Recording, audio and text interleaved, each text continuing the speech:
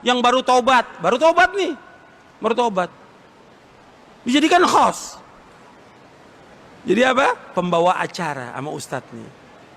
Ini yang bodoh nggak tahu siapa nih, apa ustadznya apa hostnya yang bodoh ini. Mantan penyanyi, mantan pelawak, mantan ini, dia tobat, disuruh tobat belajar, bukan kemudian dia angkat suruh ceramah. Ini ustadznya yang bodoh kalau seperti ini. Ada nggak? Saya mau tanya Pak Nang, ada nggak? Ada terjadi. Nggak boleh. Ini menyimpang dari manhajus salaf. Nggak pernah ulama salaf mengangkat orang-orang pelaku maksiat tobat dia angkat untuk ngisi. Nggak ada. Wah, pendeta baru masuk Islam, bukan suruh ngisi, belajar agama yang benar, nuntut ilmu sampai faham dia tentang akidah, tentang ibadah, tentang manhaj, paham dia. Nggak dipanggil kemana-mana suruh ngisi. Akhirnya apa? Ilmunya dia yang dulu yang disampaikan kepada umat Islam. Yang ada apa? Syubhat semuanya. Bukan ilmu. Nggak boleh dalam Islam. Orang pelaku dosa dan maksiat disuruh oleh Allah untuk apa? Tobat. Dan disembunyikan perbuatan dosanya. Bukan diceritakan. Si Ustadz bilang, coba deh antum tolong ceritakan masa lalu. Kok diceritakan? La haula wala quwata illa billah. Kan Nabi bersabda dalam hadis yang sahih riwayat Bukhari, kullu ummati mu'afan illa al-mujahirin. Setiap umatku akan dimaafkan dosanya kecuali yang menampakkan dosanya. Bagaimana menampakkan dosa? Malam dia berbuat dosa, sudah ditutup oleh Allah dosanya. Pagi diceritakan. Ini masa lalu dia sudah tutup, jangan diceritakan kepada orang. Ini ustadznya bilang, tolong antum ceritakan. La haula. Gimana kalau dia pelacur? Suruh cerita.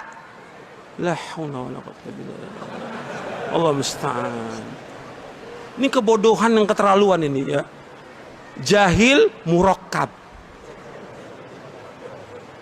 Bodohnya kuadrat. Nggak boleh orang berbuat maksiat disuruh cerita. Tutup. Dan kita juga nggak tahu apakah dia tobatnya bisa istiqomah terus atau dia balik lagi. Ada nggak yang udah tobat balik lagi? Ada nggak? Banyak. Nggak ada kita kebanggaan kepada mereka, nggak ada. Dan nggak ada jasa mereka untuk Islam, tidak ada. Siapapun dia orangnya. Apakah pelaku maksiat? Apakah orang kaya yang membantu dakwah ini? Nggak punya jasa. Yang punya jasa hanya Allah Subhanahu wa taala. Antum ingat itu? Allah abadikan dalam Al-Quran dalam surah Al-Hujurat. Yang punya jasa adalah Allah yang memberikan hidayah kepada mereka. Kita nggak punya jasa dan mereka nggak punya jasa untuk tegaknya agama ini.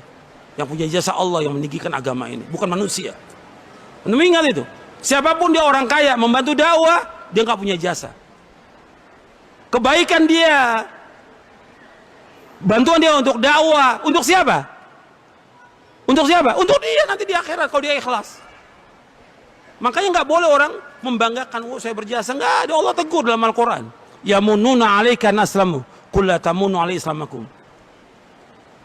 Balilau yamunu alaikum an hadakum lil Islam. Mereka berbangga bahwa kami punya jasa dengan Islam ini. Kata Allah, jangan berbangga. Allah yang punya jasa menunjuki kamu. Jadi ini jangan kemudian diangkat yang begini. Dan diceritakan lagi di Facebook. Ya, disebarkan la haula wala quwwata illa billah. Orang berbuat maksiat sembunyikan udah. Jangan dimunculkan dia.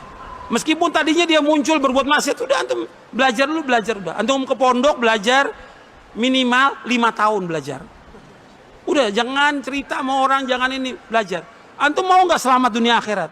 Antum mau masuk surga apa enggak? Ini kan nggak sabar, pengen muncul lagi. Dan si ustadznya juga membawa lagi. Kalau ceramah ada artisnya. Tanya kepada ustadznya, ustadz ini ustadz apa artis? Gitu. Ini udah keterlaluan ini, udah menyimpang dakwah ini, menyimpang. Ini juga pelanggaran yang harus diingatkan yang seperti ini. Jadi ilmu ini penting. Ilmu bukan hanya tentang ngerti Quran, sunnah, bahasa Arab, bukan, tapi juga tentang dakwah ini harus tahu dia. Harus tahu. Sampai sini paham atau tidak ini? Paham ya. Ini saya cerita nyata loh ini. Bukan dongeng. Nyata ini.